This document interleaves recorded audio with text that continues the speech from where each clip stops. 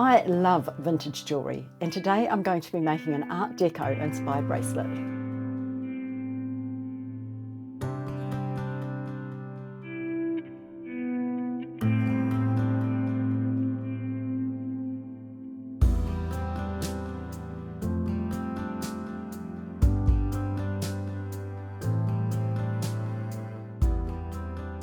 Hello, welcome, my name's Carol.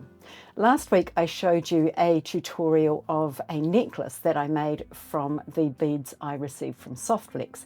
Today I'm going to be continuing that series using some more of the beads, and I am going to be making those same flowers that I made in the necklace. I'm also going to be using the little diamond shaped beads because they just so remind me of Art Deco. Let's get started. I'll show you what I'm talking about. I have my beads laid out in front of me, and this is the flower that I was talking about.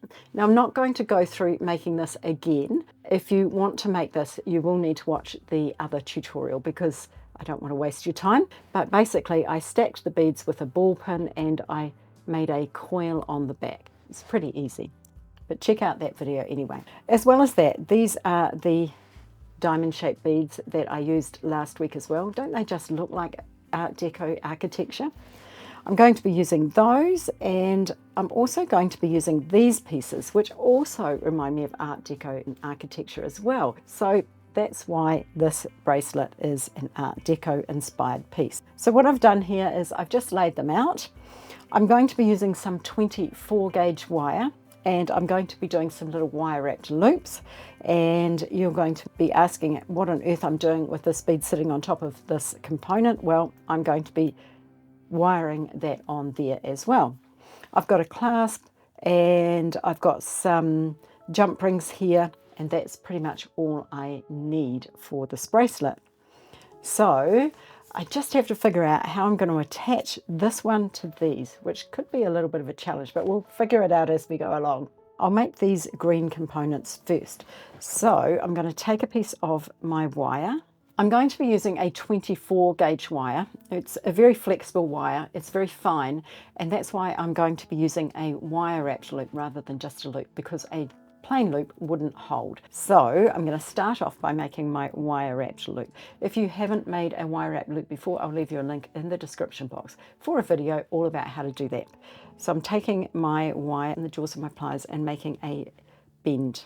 I'm then going to take my round nose pliers and tuck them into the corner there. Now I want a little loop, I don't want a very big one, so I'm actually going to put my wire right close to the tips of my pliers. I'm going to wrap my wire around, then I'm going to turn my pliers and I'm going to bring my wire back up over the top, like that. Next I'm going to take my loop in my pliers, my chain nose pliers, and just hold it at the top there, and I'm going to wrap my wire, and I can do this with my hand because it's very fine. So just wrap my wire around a couple of times, and then I'm going to take my cutters and trim off the end, getting in nice and close there. And then if I need to, I'm going to tuck my little tail in just by giving it a wee bit of a squeeze. And there's my loop. All right, now I'm going to make this component. So what I've got here is I've got two little seed beads and two 3mm gold balls. So I'm going to feed on my seed bead. This one is called Smoky Dark Amethyst. I'm going to put on my 3mm ball, then my bead, and then another ball and another seed bead.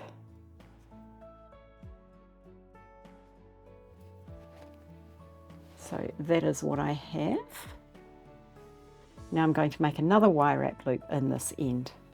Don't worry if you can see it's a bit bent at the moment, we will sort it out. To make this second loop, I'm going to hold my wire right at the top of the beads, making sure it's nice and tight in there. And I'm holding it right at the tip because I want a really small wrap, and then I'm going to make a bend, just like that.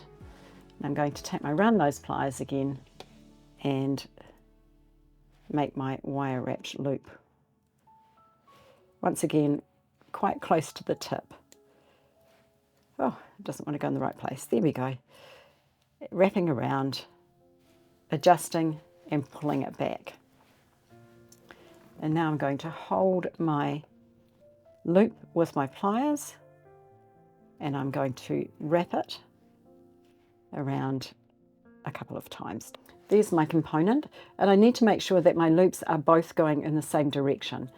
So I can do that by taking my loops in my chain nose pliers and holding the loop and then just turning my pliers so that they're going the same way. So I need 2 of these components.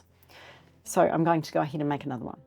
Now I'm going to make up this component. I'm going to make another wire wrapped loop to start off this component. So just doing the same exact thing.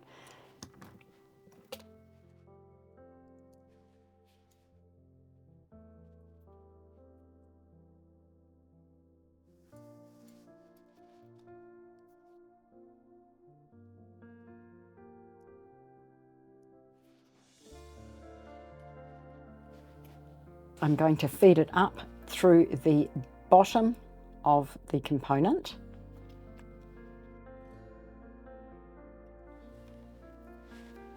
Like that. And then I'm going to make a bend in the wire so that basically I want that to sit like that, so the loop is sitting out. Then I'm going to feed on my bead. And then I'm going to go back down through this other loop.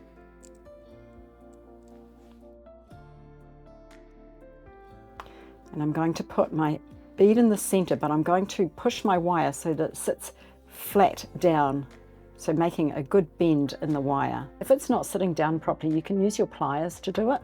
Just give it a squeeze like that.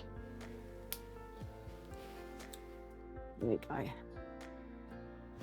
And now I'm going to make a wire wrapped loop on this side. I don't want a very big loop once again, so just bending my wire there, grabbing my round nose pliers and just repeating. So around the loop, the plier, and back around this side.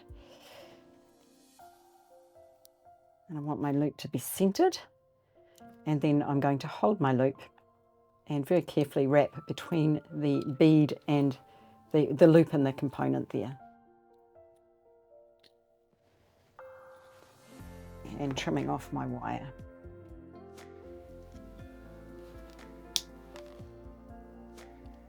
I'm just going to tuck in my ends, make sure everything's sitting nice and flat.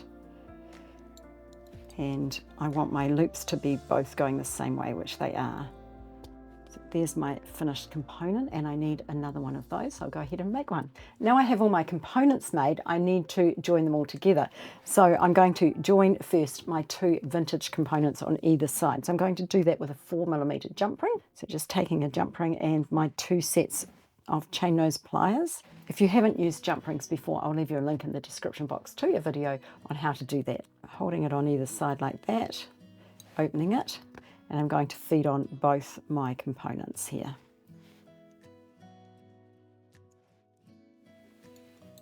And just holding it again and reversing that process.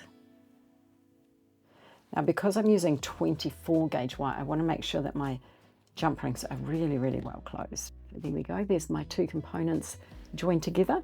Now I want to join the other 2, but I do need to make sure that I have this facing the same way. Now I've made all of my components, I need to join them together, and I need to decide how I'm going to join the flower to the components.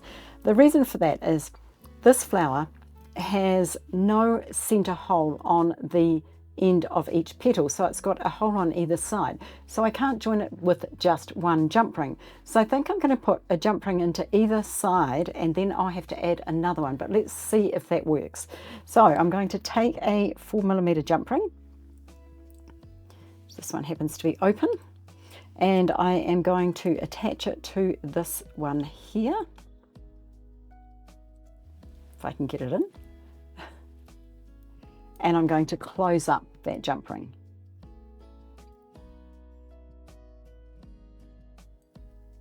Now with these little components, you do need to make sure that your jump rings are really, really well closed because they're made from very fine metal, and if not, they pop out. Now I'm going to put another jump ring into this side. So I've got my jump ring on this side here of this petal, and I'm going to put a jump ring on this side as well.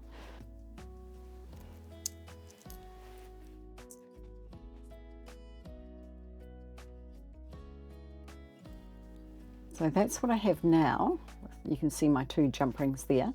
And I'm going to repeat that for this side as well. So just into the opposite side of the flower. And I found it's easier if I come in with the jump ring from the back rather than the front for some reason.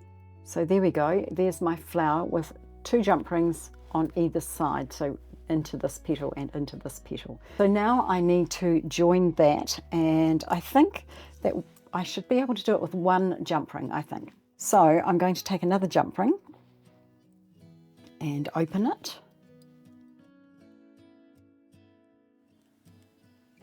And I'm going to feed on this loop of my component here. And both of those jump rings. Now the easiest way to do that is to actually kind of hang them so that they just hang down and you can pop your jump rings through. Now closing it up, there's a lot going on in that little jump ring. Once again, make sure your jump ring's really well closed because you don't want your 24 gauge wire to fall out. So that's what I have. I think that works really well. So I'm going to repeat that for the other side. There it is, attached with the 2 jump rings on either side, 2 then 1.